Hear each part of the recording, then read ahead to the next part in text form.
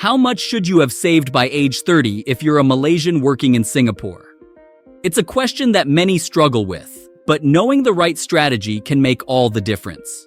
In a place where living costs can easily eat away at your salary, careful financial planning is the key to success.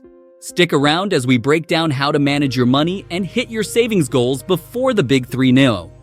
Living expenses in Singapore. Let's start with the cost of living in Singapore, which is one of the highest in Asia. For Malaysians working here, understanding and managing these expenses is crucial to building a solid financial foundation. Housing costs. On average, you'll spend at least SGD 500 per person per month if you're sharing a space. If you're living solo, this can go up drastically, so consider shared accommodation as a budget-friendly option. Utilities and groceries. Utilities such as water, electricity, and internet can add another SGD 150-200 per month. Groceries are another area where careful planning is essential.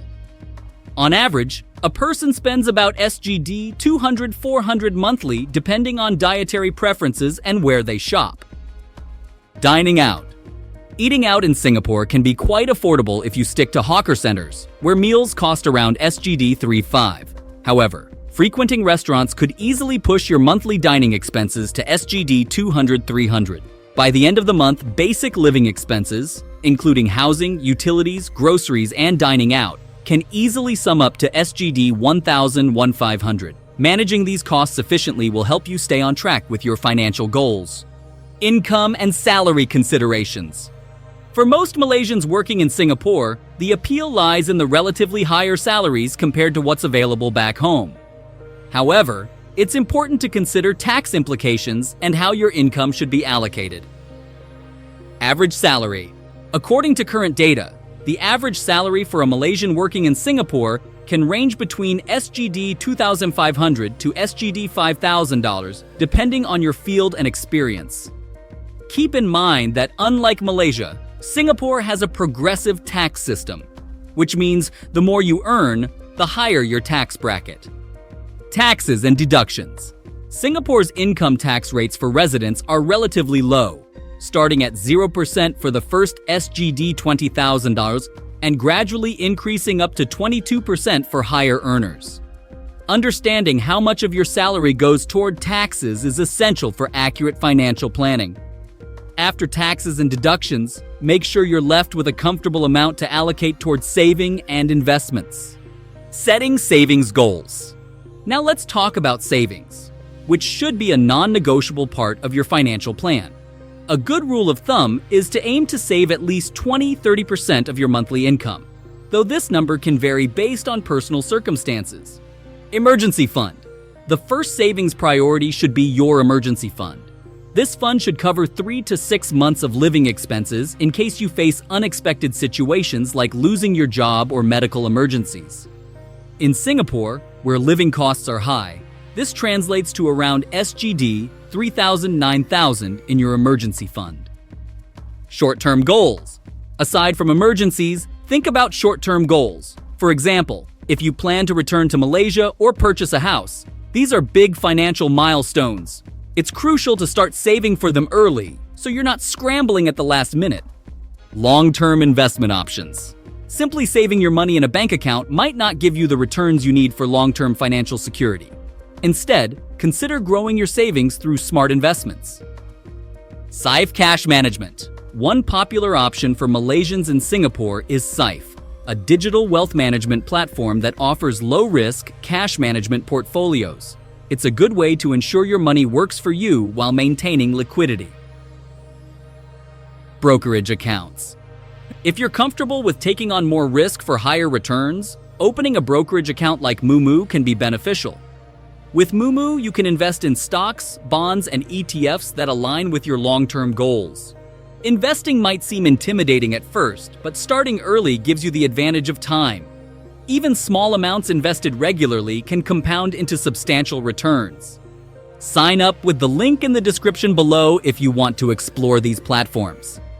Managing personal financial obligations. Everyone's financial situation is different, and one key factor to consider is your personal obligations. As a Malaysian working abroad, you might be supporting family back home or paying off student loans. Family support. If you're helping to support your family, this can take a significant chunk out of your income. It's important to balance your contributions with your own financial goals, ensuring you're not sacrificing your future stability for present obligations. Loan repayment. If you have student loans or other debt, these should be factored into your financial plan as well.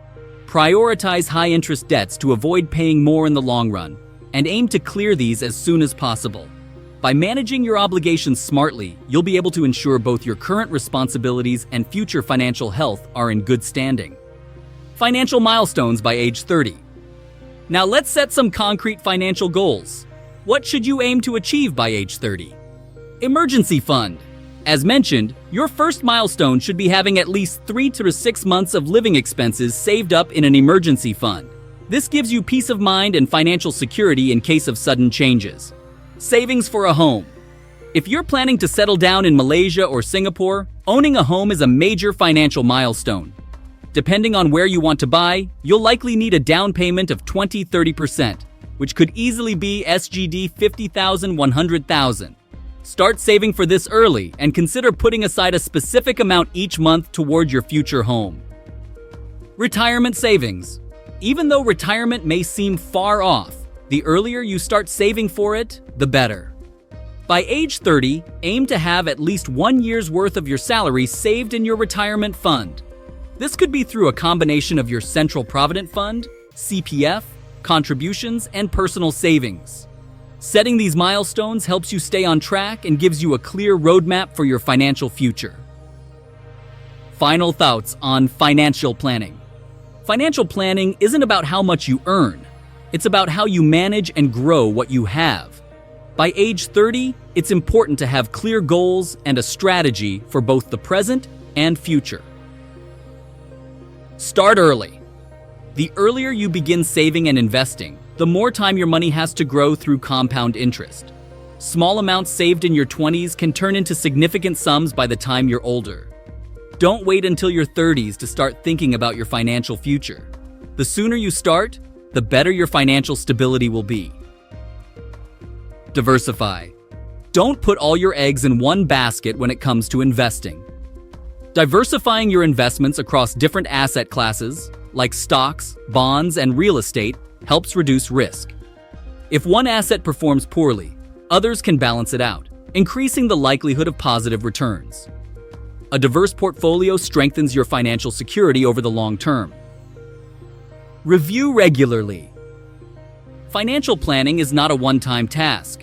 It's important to regularly review your financial situation, at least annually, to ensure you're meeting your savings, investment, and spending goals. Life circumstances change, and so should your plan. Adjust your goals and strategies based on your current income, expenses, and any new opportunities or challenges. In conclusion, financial planning for Malaysians working in Singapore can seem overwhelming, but with the right strategy, you can achieve your goals by age 30. Focus on managing living expenses, setting realistic savings targets, and making smart investment choices to grow your wealth over time. If you found this video helpful, don't forget to like the video and subscribe to the channel for more practical financial advice. Thanks for watching, and we will see you in our next video.